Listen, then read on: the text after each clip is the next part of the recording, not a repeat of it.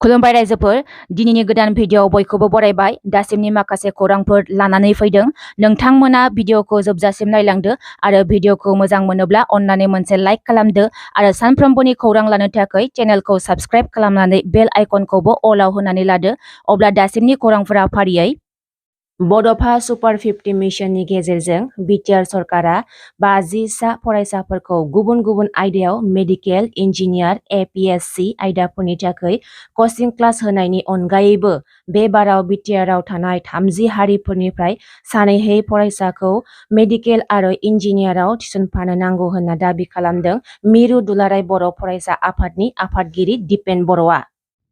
8 कौटि 50 लाख रां बेसेननि फेग्रा मुवा गान्जाखौ सावदों पुलिसआ। गसाइगाव पुलिसनि सिग्रोमनायाव हमनो हानाय गासैबो फेग्रा मुवाफोरखौ मैया गसाइगाव आसाम बेंगल सीमायाव थानाय संकस दैमा सेराव सावनानै सेवहांगार खालामो गसाइगाव पुलिसआ। पुलिसआ फोरमायनाय बादिब्ला बे फेग्रा मुवाफोरा गासै 700 केजि आरो बेनि बेसेना गासै 8 कौटि 50 लाख रांनि होनना फोरमायदों। उदालगुरिनि थागिबि रायजो राजाफोरनि थाखाय मोनसे गोजोनथाव खौरां।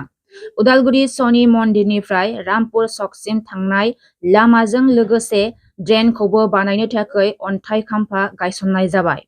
बे अन्थाइ खाम्फाखौ बेखेवना होयो बिटिआरनि डिपुटि चिफ गबिन्द चन्द्र बसुमतारिया। बेनि अनगायैबो उदालगुरियाव खना खनला माखासे लामाफोरखौ बानायनाय जागोन होनना बुंदों डिपुटि चिफ गबिन्द चन्द्र बसुमतारिया। गाहाय मन्त्री नरेन्द्र मदिया मैया आसाम मोनफैबाय। मैयानि समाव 8,000 मोसाखावरिफोरा झुमुर मोसानानै साहा बागानिया आरो आदिबासी ट्राइबनि थाखाय मोनसे जारिमिन सोरजियो। मैयानि समावनो माखासे कन्ट्रेक्चुएल इमप्लयिजफोरा गाहाय मन्त्री फैनाय दिनावनो गोख्रोङै सोमावसारदों। बिथांमोननि दाबि बिथांमोननि दरमाहा बारिनांगौ।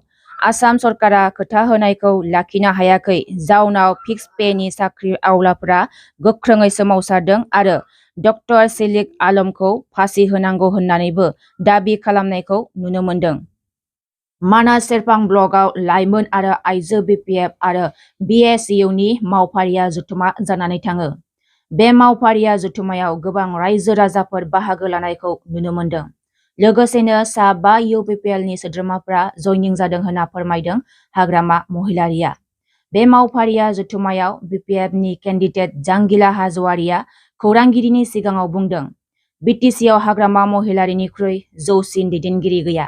मानास सेरफां ब्लकआव सासे इएम दं रनजित बसुमतारी जाय इएमआ हाग्रा बिफाननि बिबान लानानै रायजो राजानि थाखाय मोजां खामानिखौनो मावना होनो हायाखै। बै इएमखौ बिपिएफआसो देरहाहोदोंमोन। बिपिएफनि रायजो राजाफोरा रायजोनि मोजां खामानि मावथों होननानै दैथायहरदोंमोन नाथाय गुबुन दोलोआव थांनानै गावनि सम्पति खालामना लाबाय। रायजोनि थाखाय जेबोखौनो मावाखैसै बुंदों जांगिला हाज'वारि। मख'नो गोनांदि बे जथुमायावनो बिपिएफनि गाहाय आफादगिरिया बाहागो लानानै खौरांगिरिफोरनि सोंथियाव बुंदों फेरेंगाया बिदेशी मानसि फरेनार 2008 मायथाइयावसो बिटिसिआव फैनाय फेरेंगाया बिटिसिनि मानसि नङा।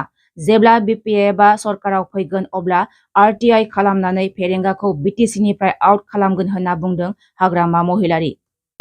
फेरेंगा बिटिसिफोरा आउट करिम 2008 सनत आहा फेरेंगा गोग्गानाय मोनो माने आरो हाग्रामा सार बिथांखौ रोजा रोजा साबायखर बावनांगोन। जों बिथांनि भक्त हाग्रामा सारजों गोबाव बोसोर थाबोनानै जोङो बिथांखौ मिथिनो मोनबाय आरो बेनिख्रुइ देरसिन दैदेनगिरि बिटिसिआव जोनोम जायाखै दाबो बेखौ जों सानो। जोंनि दा बर्थमान हाग्रामा सारनिख्रुइ गोजौसिन टलेस्ट लिडार गोजौसिन लिडार गैया जोंनि बिटिसिआव जों बेखौ सिबियो। आथिखालाव इउपिपिएल सरकारनि सासे इएम दङ नोंथांनि नैबे मानास सेरफांनिफ्राय दा बे सासे इएमजों फैगौ बिसायख'थियाव जुजिनायाव माबायदि प्रस्तुति जाना दं? इएमखौ बिथांखौ सोर बानायदों? बानायदों जोंनि बिपिएफ दोलोआनो बानायदों। बिपिएफ दोलोनि रायजो राजाफ्रानो बिपिएफ दोलोनि भटारफ्रानो बिथांखौ भट होनानै दैथायहरदोंमोन। बिपिएफनि सासे दैदेनगिरि मोनगोन बिपिएफनि जाय भटारफोर बिसोरनि दुखु दाहाफोरखौ सुस्रांनो हागोन होननानै फाथायहरदोंमोन नाथाय बिथाङा रायजो राजाफोरखौ थगायनानै गुबुन दोलोआव जानानै गावनि दा सम्पति बानायहैदों। माबा माबि रायजोफोरनि थाखाय जेबो बानायाखै। फैगौ बिसायख'थिनि थाखाय माबायदि इसुखौ लानानै बा माबायदि मावनो हादों हायाखै दानि आथिखालनि सरकारनि सायाव मा फोरमायगोन? इसुआथ' जोंहा बिपिएफआ बिराद मोजां इसु दङ जेनेबा बिथांमोना मावनो हायाखै बेनो जोंनि थाखाय सबसे साबसिन इसु आरो जोंनि देरसिन अस्त्र बिथांमोना जेबो मावाखै हाग्रामा सारखौसो 17 बोसोराव मावाखै होनो नाथाय हाग्रामा सारा दिनैहाय बयबो नुनो मोननाय गिदिर बिल्डिं बानायदों बयबो थाबायनो हानाय लामा बानायदों दैसा बारनो हायि जायगायाव दालां बानायनानै होदों थ' बेखौ रायजो राजाफ्रा नुखानाय जेबो मावाखै होनबाबो बे जाया बेखौ थगायसुला होननानै मिथिबाय नाथाय गाव जेखौ मावगोन होननानै बुंदोंमोन बेफोरखौ जेबो मावनानै दिन्थिनो हायाखै रायजो राजाफ्रा बुजिजोब्बाय नोंथांमोननि नैबे मानास सेरफां ओनसोला मानास माहारियारि हाग्रामा लोगोसे भुटान हादोरजों नांजाबनाय सिमायारि हाग्रा ओनसोल दा बेहाय माखासे मैदेरनि जेंनाखौ नुनो मोनबाय थानाय जायो मा फोरमायनो सानो? बेयाव माने जोंना मानास ओनसोलाव मोनसे हाथी आरो माथि बिनि समस्याखौ रायजो राजाफ्रा मोजाङै मिथिगौ हाग्रामा साराबो गोबां मिथिङाव बुंलांखाबाय मानास सेरफांनि एमसिएलए खौ जुदि बिपिएफ दोलोनि एमसिएलए खौ देरहाहोहरोबा हाग्रामा सारा हाथी आरो माथिनि जेंनाखौ सुस्रांनानै होगोन हाथी आरो मानबनि जाय संघात जे दाङाबाजि बियो जाहैबाय जेरावबो ओनसोलाव दङ मानासाव गोबां दङ आरो बेखौ होबथानायनि जोंनाव गोबां बेबस्था बा प्लेनिं जों लादों जेनेबा मैदेरा दिनै हाग्रा सिङाव आदार गैयिनि थाखाय जेराव गामियारि ओनसोल बा मानसिफोर बसबास खालामनानै दङ थागासिनो दङ बेफोर ओनसोलाव फैयो आदार नागिरनानै खिन्थु जोङो मैदेर जेराव थायो हाग्रा ओनसोलाव जुदि बिसोरनि मैदेरफोरनि जाग्रा बेसादफोरखौ जुदि एभेलेबेल खालामनानै होयोबा बिथांमोनहा मैदेरफ्रा जोंनि मानसिफोर थानाय गामियाव हाबफैनाय नङा होननानै आं सानो ओंखायनो बिसिनि हाग्रा ओनसोलावनो जुदि मैदेरफोरनि थाखाय गोबां जाग्रा मुवा बेसाद थालिर माबा माबि जुदि जों गायनानै होयोबा बिथांमोनहा गावसिनि जायगायावनो गोजोनै रायजो जागोन मैदेरफ्राबो जिब जन्थुफ्राबो आं बेखौ सानो जुक्ति गैयि खोथा बुंनाय मानाय बेखौ मिडियायावल' नुयो मावनायथ' जों जेबो नुवाखै रायजो राजाफ्राबो जेबो मावदों होननानै खिन्थाफेराखै ओंखायनो जोङो जेबो ससियेल मिडियायावबो बिथांनि डेभेलपमेन्टनि फारसे खामानि मावनाय मानाय बेफोरखौ जों जेबो नुवाखै खालि जाहा थाहा खोथा बुंनाय आनपार्लियामेन्टारि लेंगुवेज बेफोरखौबो बाहायनायखौ जों नुनो मोनो ओंखायनो जोङो बारा मिथिया बिथांनि सोमोन्दै আপনার নাম জাঙ্গিলা হাজোয়ারে কি কব কেনেকুৱা অনুভূতি?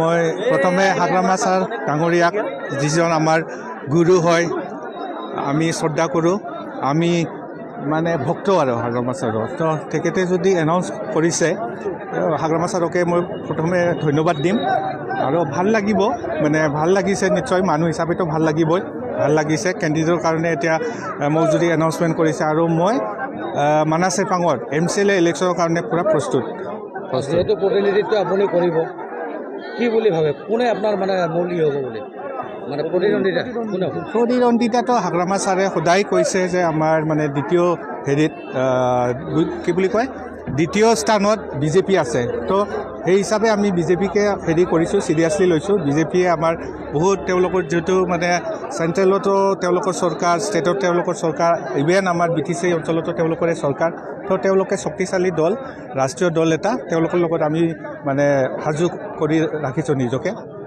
চেণ্ট্ৰেলত বা কেন্দ্ৰত যদি আমাৰ বিজেপি চৰকাৰৰ লগত ইউপিপিএল চৰকাৰ আছে এই মানাস চেৰপাং সমষ্টিত ইউপিপিএল মানে দলে আমি মানে সোমাব পৰা নাই নেকি বা ঢুকি পোৱা নাই নেকি? নহয় মানে ৰাইজৰ মাজত যদি সোমাব লাগে তেতিয়া কাম কৰি দেখাব লাগে তেওঁলোকে কাম কৰিব পৰা নাই আমাৰ যেনিবা প্ৰমোদ বড়ো ডাঙৰীয়া কোকৰাঝাৰত বহি পেলাই BTC মুৰব্বী হিচাপে বহি পেলাই তেওঁ একো কৰিব পৰা নাই আৰু আমাৰ মানাস সমষ্টিত যিজন এজন EM আছে ধনঞ্জয় বসুমতাৰী ডাঙৰীয়া তেওঁ বিপিএফৰ পৰাই জিকিছিলে ইয়াৰ পিছত EMৰ পাইছে তেওঁ গাদী পাইছিলে